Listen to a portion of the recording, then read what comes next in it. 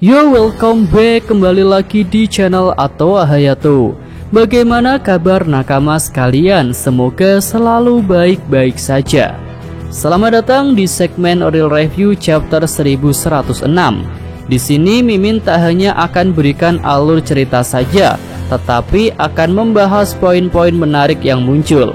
Bagi nakama sekalian yang hanya ingin tahu alur ceritanya, bisa simak segmen full story yang sudah Mimin upload sebelum video ini. Oke lah, tanpa basa-basi lagi, langsung aja kita masuk ke pembahasannya. Bagian awal chapter ini menunjukkan kapal para raksasa Elbaf yang menuju ke Egghead.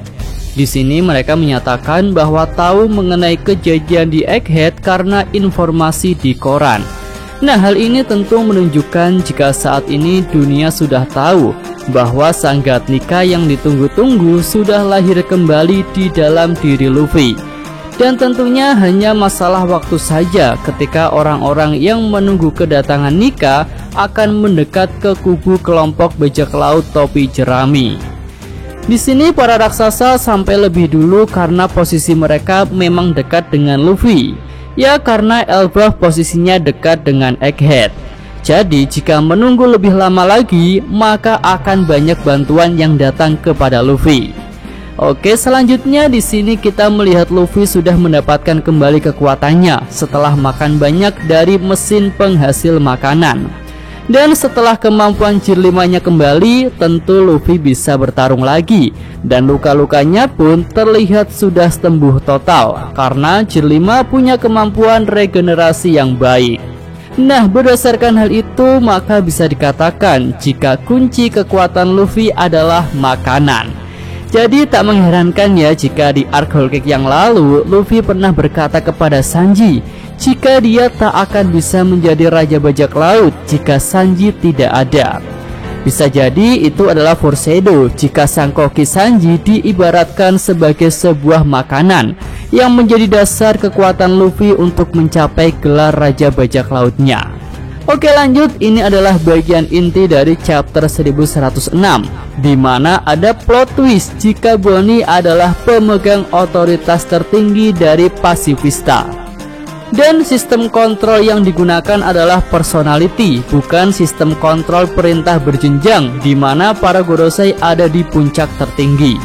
Dengan sistem kontrol personality yang bersumber pada kepribadian Kuma, tentu Kuma akan menjadikan Bonnie sebagai dasar utamanya dalam segala tindakan. Nah, dengan bergabungnya para Pacifista Mark III ke dalam pihak Luffy dan Vegapunk, maka pemerintah dunia jadi makin terdesak.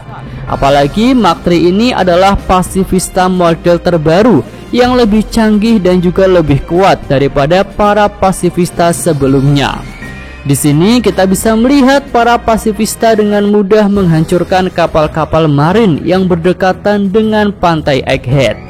Lalu para Kroco Marine juga tak bisa berbuat banyak untuk melawan para Pacifista canggih itu. Nah, menurut Mimin hanya setingkat wakil admiral saja yang bisa bertarung melawan Pacifista model terbaru itu. Dengan kondisi ini, maka Angkatan Laut bisa dikatakan akan terpojok. Tapi tunggu dulu, mereka masih punya satu kartu as, yaitu para Seraphim, di mana sampai saat ini kontrol tertinggi masih dinyatakan ada pada Gorosei. Ya, jika Seraphim yang dikurung berhasil melepaskan diri atau dilepaskan oleh seseorang, maka mereka bisa menjadi bantuan yang sangat besar bagi pasukan Angkatan Laut. Secara hitung-hitungan kekuatan, Mimin yakin sih jika para Seraphim yang jumlahnya cuma beberapa itu bisa mengalahkan seluruh Pacifista yang ada di Pulau Egghead. Namun ada satu hal menarik yang patut untuk dinantikan, yaitu mengenai Seraphim Kuma. Iya, untuk Seraphim Kuma ini apakah punya sistem kontrol seperti Pacifista ataukah tidak? Ya, jika iya, maka Seraphim Kuma akan jadi sekutu yang sangat berarti. Apalagi secara teori Seraphim Kuma punya kekuatan yang lebih besar daripada para Seraphim lainnya, karena mewarisi dua kekuatan ras khusus, yaitu ras Buccaneer dan ras Lunaria. Lalu Seraphim Kuma itu juga bisa jadi lebih kuat andai saja Bonnie bisa membuatnya menjadi dewasa. Jika itu terjadi, maka Seraphim Kuma akan ada pada puncak kekuatannya ketika mencapai wujud dewasa. Dan bisa saja itu akan jadi lebih kuat daripada Kuma yang asli. Karena sudah Mimin katakan ya bahwa Seraphim Kuma itu gabungan dari kekuatan dua ras super, yaitu ras Buccaneer dan ras Lunaria. Oke, selanjutnya ada hal menarik dari pergerakan Kizaru di chapter ini yang menurut Mimin terlihat setengah hati ketika melakukan serangan. Iya, dari 5 sasaran yang ada di udara, laser Kizaru tidak mengenai Bonnie yang seorang manusia normal.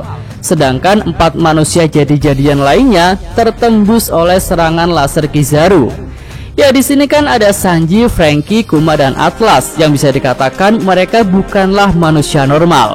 Tentu mereka tidak akan menderita luka yang parah ketika terkena serangan laser dari Kizaru.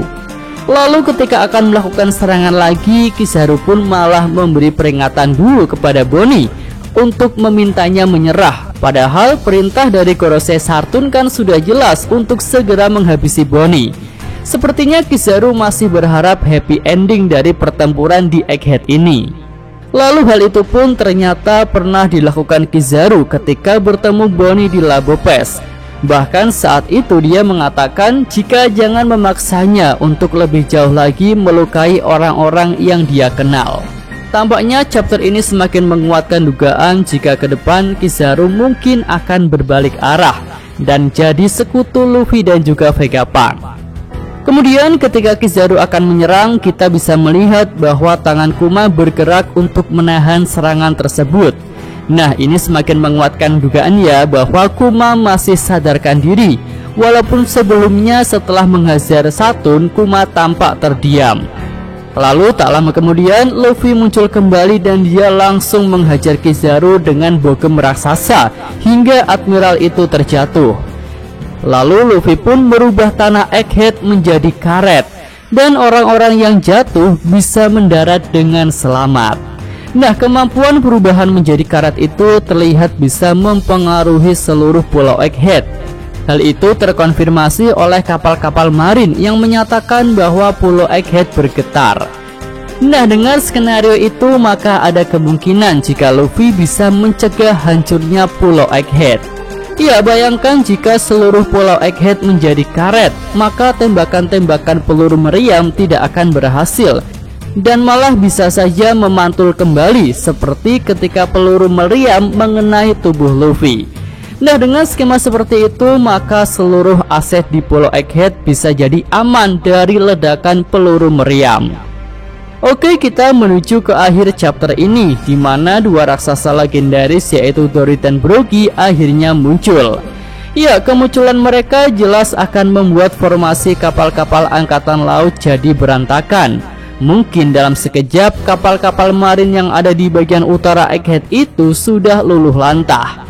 Lalu bayangkan jika kapal super besar itu menurunkan puluhan raksasa dan mereka langsung menyerbu pulau Egghead, maka bisa dikatakan para kroco marin tidak punya kesempatan untuk bisa menang melawan mereka.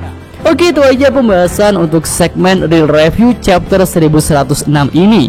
Yosa Mimin Atau Hayato, terima kasih.